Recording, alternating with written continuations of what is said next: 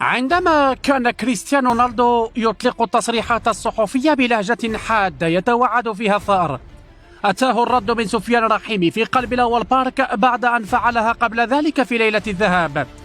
ثعلب المهاجمين سفيان رحيمي يتحدى الأسد في عرينه وربما في الخارج. الأمر لا يختلف حينما يتعلق الأمر بالمكر، فالقوة لا تغلب الدهاء. صنع في مدرسة الرجاء التي تحمل وتلد المواهب بجودة لا تقل عن صناعة الذهب، فيبدو أن هذا سبب كافي لعدم تواجد رحيمي في صفوف أسود الأطلس. الرحيمي يجيد لغة التمرير واللمسة الأخيرة، يراوغ ويخلق المساحات وينتصر بالنزالات الثنائية.